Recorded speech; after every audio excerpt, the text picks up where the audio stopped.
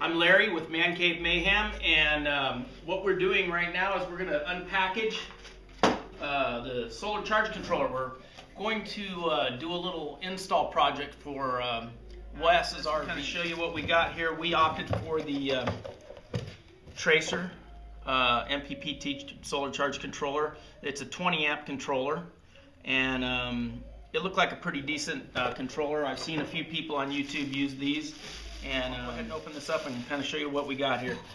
It comes with the instruction booklet, and this is kind of what the charge controller looks like. Looks like it's fairly well built. It's pretty heavy duty. On the back you can see there's a lot of heat sinks, which is a good thing, I'm thinking. And it looks like the connectors are pretty sturdy as far as also comes with an instruction booklet, which I looked through before and it looked fairly decent. You know, all this stuff's Chinese, but looks like they converted it over fairly well.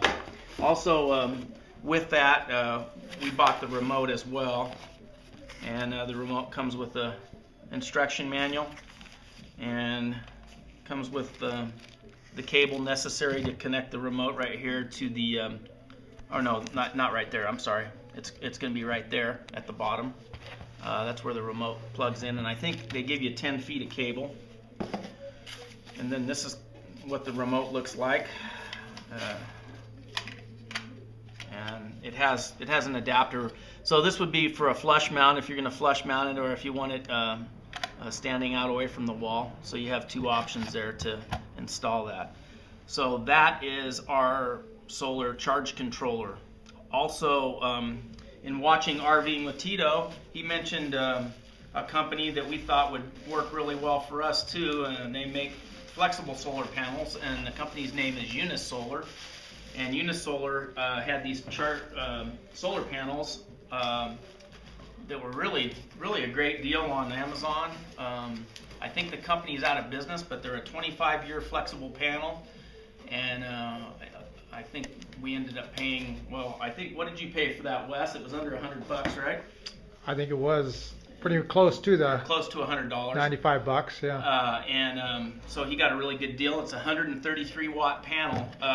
Now there could be some fitment issues as far as the size of motorhome that you're going to be installing it on, so you got to really look into that first of all. It's going to be a long, narrow panel, so I'm going to go ahead and unbox that first. Of course, we also bought a sufficient amount of cable. I think we got 50 feet here, or 30 feet maybe, of cable for the solar panel to connect the solar panel. And we also go ahead and unbox this panel.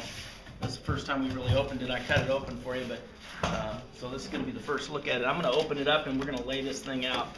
So I'll try and get her open here. I'm just going to tip it over and get it out of here.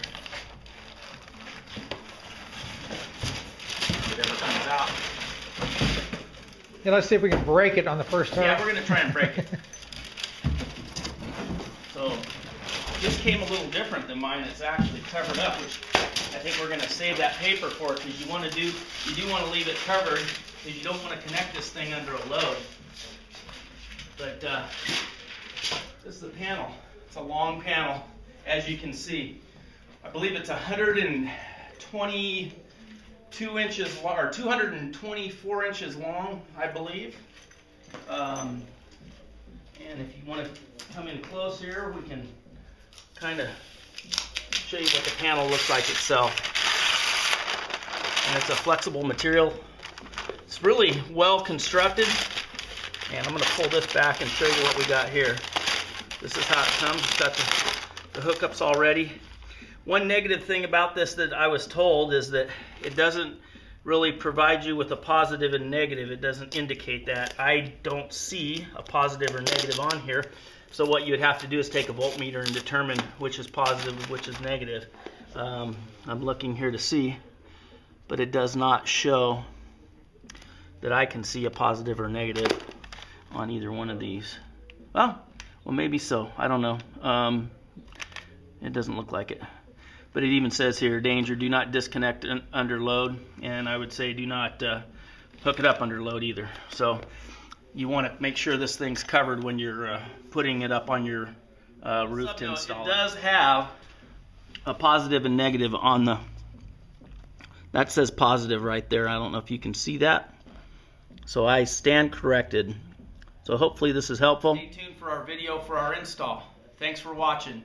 Again, Cave Mayhem. Subscribe. We love to have subscribers.